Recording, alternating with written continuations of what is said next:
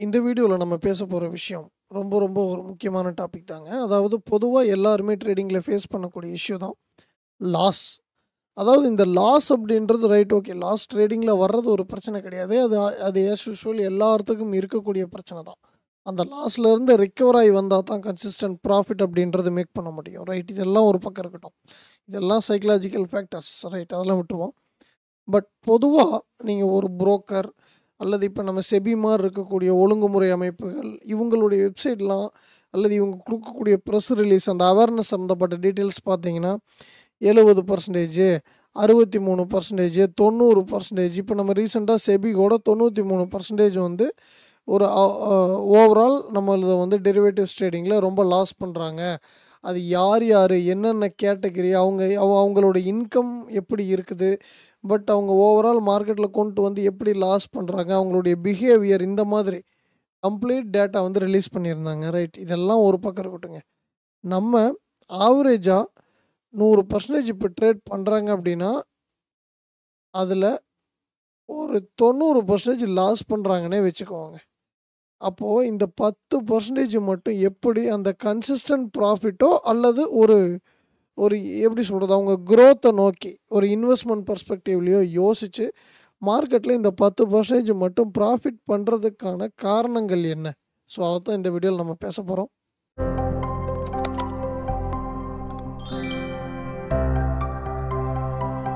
நம்ம லாஸ்ட் வீடியோலயே சொன்ன விஷயம் என்னன்னா, ஏதோ ஒரு இம்பேக்ட்ல தான் எல்லாருமே மார்க்கெட்குள்ள வர்றாங்க. அதாவது ஒண்ணு எங்க சொந்தக்காரரு ட்ரேட் பண்றாரு, இல்ல என் ஃப்ரெண்டு ட்ரேட் பண்றாரு, இல்ல ஏதோ ஒரு புரோக்கர் கீழ இருக்கக்கூடிய சப் புரோக்கர் அவருடைய ரெக்கமெண்டேஷன்ல உள்ள வர்றது.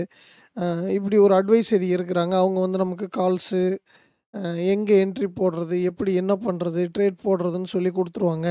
அப்படி இல்லைன்னா ஒரு சில புரோக்கர்ஸ காரணம் காட்டி, இவங்களே நமக்கு இன்வெஸ்ட் பண்ணிட்டோம்னா, அவங்களே நமக்கு ஒரு குறிப்பிட்ட அளவு ப்ராஃபிட் மேக் பண்ணி, அவங்களே நமக்கான அக்கவுண்ட் மேனேஜ்மென்ட் பண்ணிருவாங்க. அவங்களுக்கு ஒரு குறிப்பிட்ட அளவு நம்ம கமிஷன் குடுத்துட்டு நம்ம ப்ராஃபிட் ஷேர் பண்ணிக்கலாம். ஸோ இந்த மாதிரி ட்ரேடிங் அப்படின்ற விஷயம் ஈஸியா மணி மேக் பண்றதுக்கான ஒரு வழி அப்படின்றத ப்ரொமோட் பண்ணி அன்வான்டடா ப்ரொமோட் பண்ணி, அத வந்து பீப்புள்ஸ் தலையில அப்படியே உள்ள கொண்டு போய் ஏத்திர்றது. உங்களுக்கு வந்து சப்கான்ஷியஸ் மைண்ட்லயே நீ இன்னைக்கு வந்து இன்வெஸ்ட் பண்ணிட்டீன்னா, ரைட் நாளைக்கு நீ வந்து குரோர்பதி அப்படின்ற மைண்ட் செட்ல உங்கள உருவாக்கி, அந்த விஷயத்துல ஏமாறுறதுல ஒரு வகையில அவங்க லாஸ் பண்றாங்க. ஓகேங்களா? என்னன்னா புரிதல். அந்த மார்க்கெட்ட பத்தின சரியான புரிதல் அப்படின்றது கம்ப்ளீட்டா இருக்காது. அது வந்து ஒரு சிம்பிள்.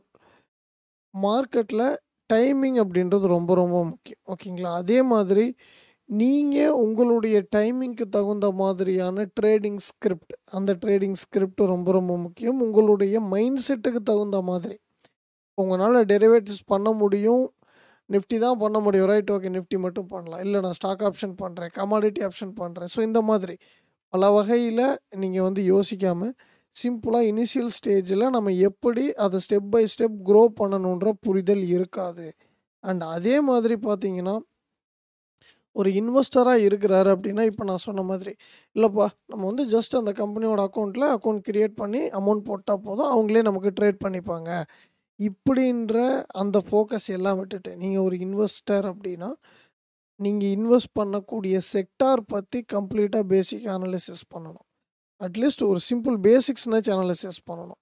இந்த மாதிரி நீங்க ஒரு ட்ரேடர் அப்படின்னா, உங்களுக்கு என்னென்ன பிரச்சனைகள் வரும் ட்ரேடிங்ல இருக்கக்கூடிய ப்ராபபிலிட்டீஸ் மட்டும் பார்க்காம, அதாவது பாசிட்டிவான விஷயங்கள மட்டும் பார்க்காம, அதில நடக்கக்கூடிய பிரச்சனைகள் என்ன? இப்போ சப்போஸ் பிரைஸ் வந்து இங்கேருந்து நான் பை ஆகும்னு எதிர்பார்க்குறேன்.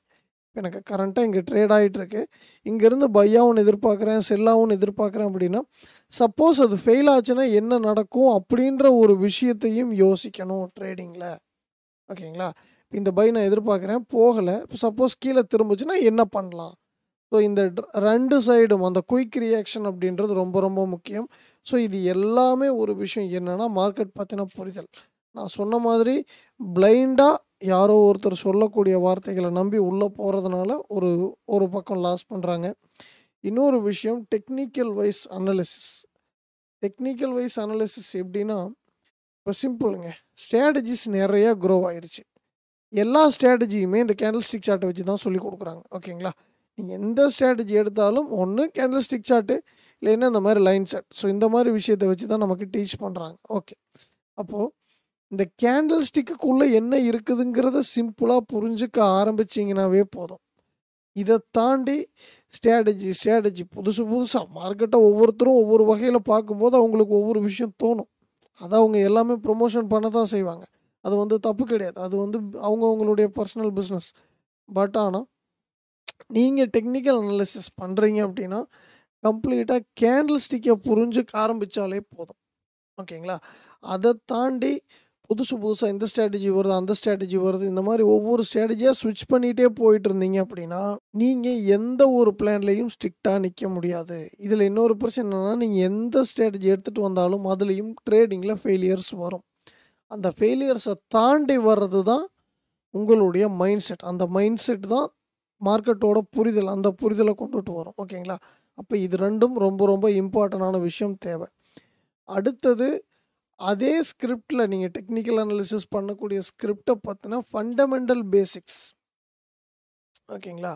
நீங்கள் வந்து ஒரு டே ட்ரேடர் அல்லது ரொம்ப இன்ட்ராடே வந்து கம்ப்ளீட்டாக நான் ஃபோக்கஸ் பண்ணி பண்ணக்கூடியவன், சின்ன டைம் ஃப்ரேமில் பண்ணுறது அப்படின்னு சொல்லி பிளான் பண்ணிட்டீங்கன்னா, அன்னைக்கு இந்த டேவில் நீங்கள் ட்ரேட் பண்ணக்கூடிய டைமில் ஹை இம்பேக்ட் நியூஸ் இருக்கா? இப்போ எக்ஸாம்பிள், ஒரு பேங்க்கோட கவர்னர் பேசுகிறாரு, இல்லை அவங்களுடைய பாலிசி ரேட் அந்த மாதிரி விடுறாங்க. இப்போ நமக்கு இந்த யூஎஸ் எல்லாம் பார்த்தீங்கன்னா என்எஃப்பி வரும். இப்போ நம்ம மார்க்கெட் சும்மா கன்சல்டேட் ஆகும். ஈவினிங் என்எஃப்பி வரும். அடுத்த நாள் ஏதோ ஒரு பக்கம் ஒரு மூமெண்ட் நடக்கும். சிபிஐ டேட்டா, இப்போ நம்ம இந்தியாவிலேயே எம்ப்ளாய்மெண்ட், அன்எம்ப்ளாய்மெண்ட் டேட்டா, இந்த மாதிரி டேட்டாலாம் வருது இல்லைங்களா? இந்த விஷயங்கள் எல்லாத்தையுமே ஃபாலோ பண்ணணும். நான் பர்சனலி ஃபண்டமெண்டல் அனாலிசிஸ் பண்ணாதால் தான். பட் ஆனால் நம்ம அந்த டைமில் நம்ம இன்ட்ராடே ட்ரேட் பண்ணுறோம் அப்படின்னா அந்த டைமில் ட்ரேட் பண்ண வேண்டாம். மேபி ஒரு வாலட்டிலிட்டி நடக்கும். அந்த 1 மணி நேரம் 2 மணி நேரம் ட்ரேட் பண்ணல என்ன ஆகிடப்போகுது? அதே மாதிரி ஒரு லாங் டேர்ம் இன்வெஸ்ட் பண்ணுறோம், அல்லது ஒரு பொசிஷனல் ட்ரேட் மாதிரி மந்த்லி பையர்ஸ்லாம் நம்ம எடுத்து வைக்கிறோம் அப்படின்னா நம்ம எடுக்கக்கூடிய ட்ரேட்ஸ் தெளிவான ஜோனில் எடுக்கிறோமா, அண்ட் அதுக்கான ஃபண்டமெண்டல் ஃபேக்டர் சப்போர்ட் பண்ணுதான்றதை வெரிஃபை பண்ணிவிட்டு ட்ரேட் பண்ணுறது பெட்டர்.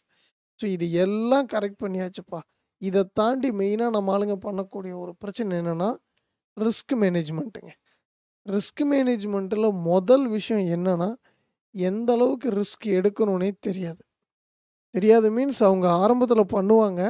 பட் அந்த பண்ணக்கூடிய சின்ன மிஸ்டேக்னாலேன்னு சொல்ல முடியாது, ஜென்ரலாகவே நடக்கும். லாஸ் அப்படின்றது ஜென்ரலாகவே நடக்கிற விஷயம் தான் ட்ரேடிங்கில்.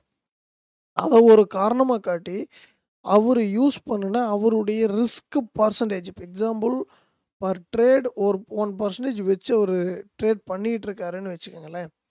அவர் என்ன பண்ணுவாருன்னா, ஒரு ட்ரேட் 2 ட்ரேட் லாஸ் ஆனோடனே, இப்போ 2 ட்ரேட் லாஸ் ஆகிப்போச்சு, இப்போ எவ்வளோ டோட்டலாக 2% லாஸ். அப்போது அந்த 2% சேர்த்து எடு ரிஸ்க்காக.